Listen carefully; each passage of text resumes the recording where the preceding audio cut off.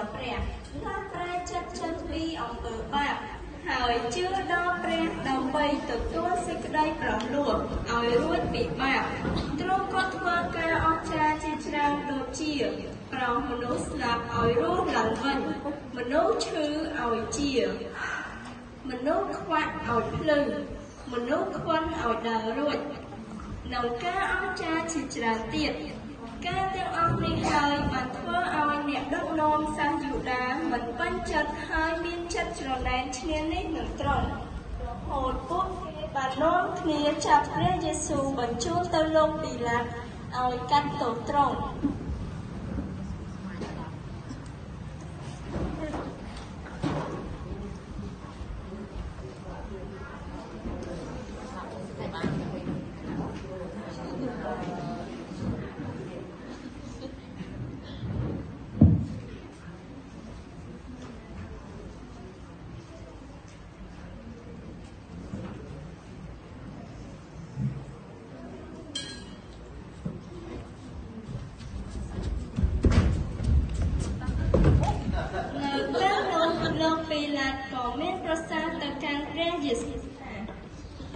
ตาเนี่ยជាស្ដេចរបស់សាសយូដាឬអីត្រូវដោយលោកមានប្រសាសន៍ហើយតែការពួកសង្គ្រាមនិងពួកចាស់ទុំចោទប្រកាន់ទ្រង់នោះទ្រង់មិនបានមានព្រះបន្ទូលឆ្លើយសោះតើអ្នកមិនឮរឿងទាំងប៉ុន្មានដែលគេចោទប្រកាន់អ្នកទេឬអី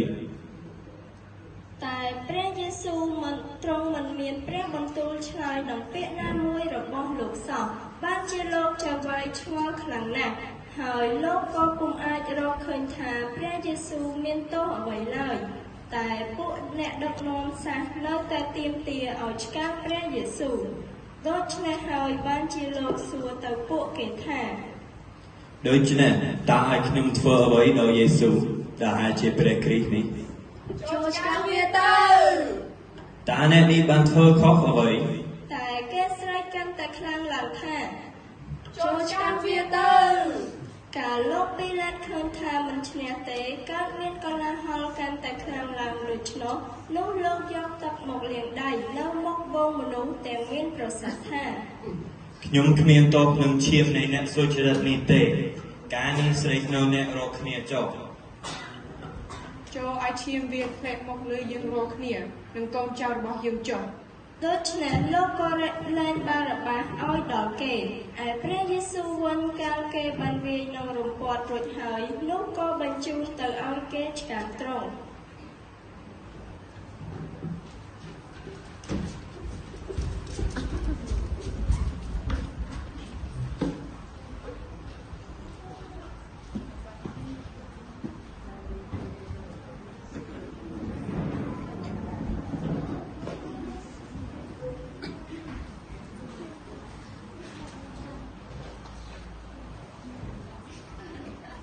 នោះពួកទាហានក៏នាំព្រះយេស៊ូវទៅក្នុងសាលារួចប្រមូលក្រុមទាហានទាំងអស់មកទាស់នឹងទ្រង់គេដោះព្រះពណ៌ទ្រង់ចេញហើយយកអាវក្រហមមកបំពាក់វិញក៏ក្រុមភួងបន្លាបំពាក់លើព្រះសិទ្ធិទ្រង់ហើយយកដើមត្រែងដាក់នៅព្រះហស្តស្ដាំរួចលឹកចំគង់នៅចំពោះទ្រង់ទាំងពោលចំអកថាសូមថ្វាយបង្គំស្ដេចសាសយូដា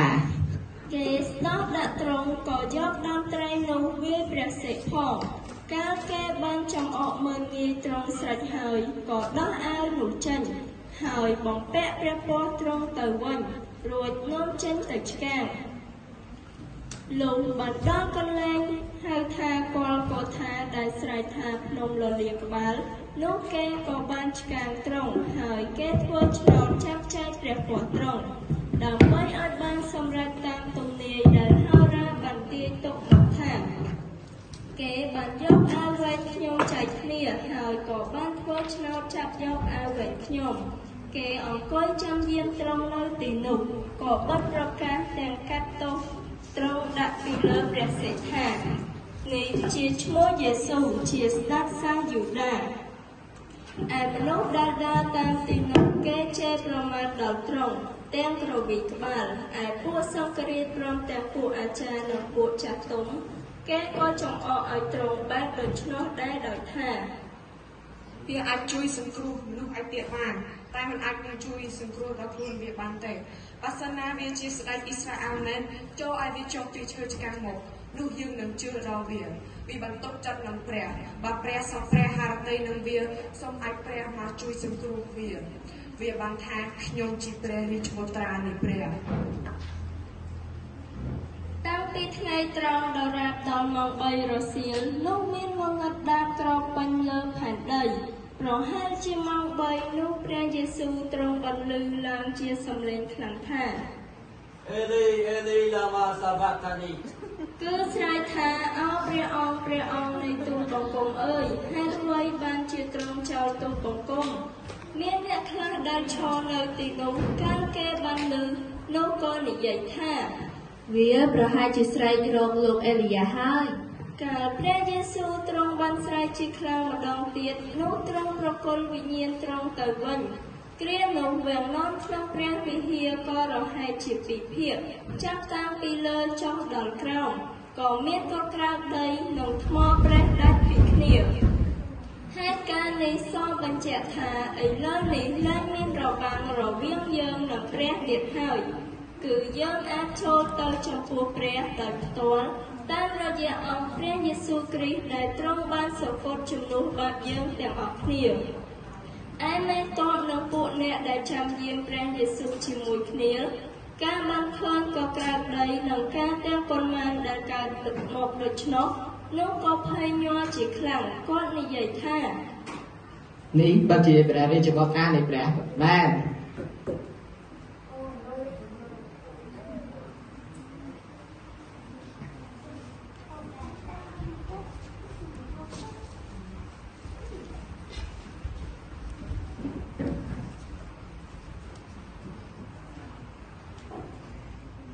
ដល់ល្ងាចមានមនុស្សអ្នកមានម្នាក់ជាសិស្សព្រះយេស៊ូវឈ្មោះយូសែបនៅភូមិអឺរីម៉ាថេគាត់មកដល់បានទៅឯលោកពីឡាតសូមព្រះសពព្រះយេស៊ូវលោកពីឡាតក៏បង្គាប់ឲ្យប្រគល់ព្រះសពដល់គាត់រួចកាលយូសែបបានយកព្រះសពមកក៏រំនឹងសម្ពត់តេះឯកយ៉ាងស្អាតហើយបញ្ចុះក្នុងភ្នូថ្មីដែលគាត់បានដាក់ក្នុងថ្ម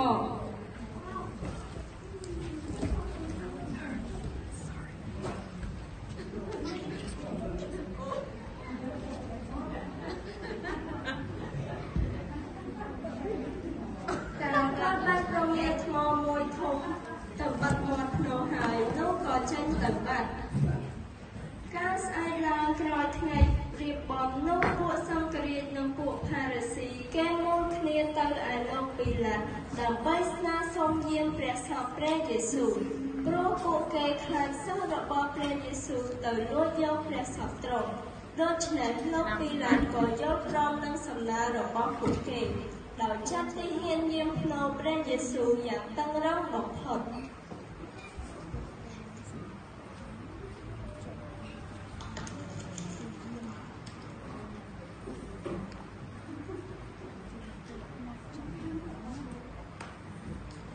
ដល់ល្ងាចមានមនុស្សអ្នកមានម្នាក់ជាសិស្សព្រះយេស៊ូវឈ្មោះយូសែប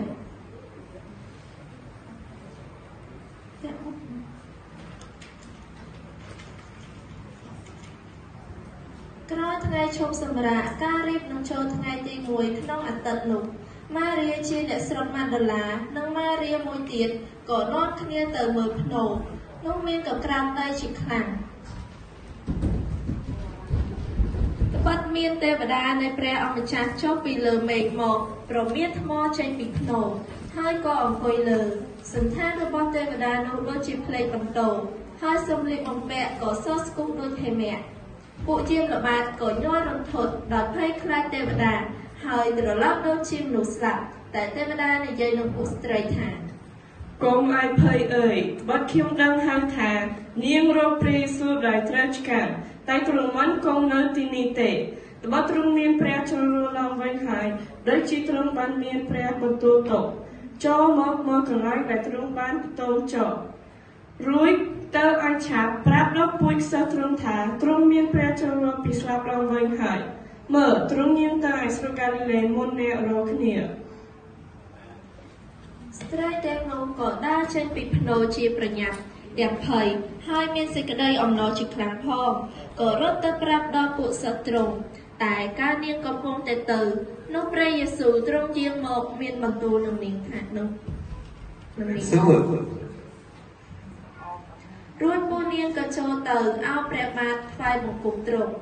នោះព្រះយេស៊ូវទ្រង់មានបន្ទូលទៅនាងថា ចូលទៅប្រាប់បងប្អូនខ្ញុំឲ្យគេទៅស្រុកកាលីលេនោះគេនឹងឃើញខ្ញុំនៅទីនោះហើយ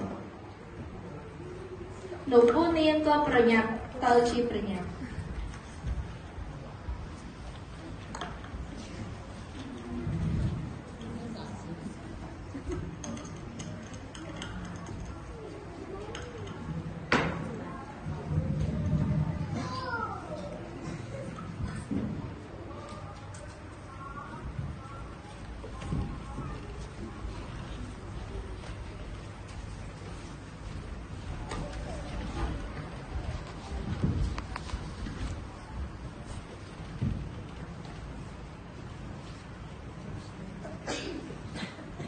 ឯពួកសិស្សទាំង11នាក់គេទៅឯស្រុកកាលីលេដល់ភ្នំដែលព្រះយេស៊ូវបានប្រាប់កាលគេឃើញទ្រង់នោះក៏ថ្វាយបង្គំតែមានអ្នកខ្លះមានសេចក្តីសង្ស័យ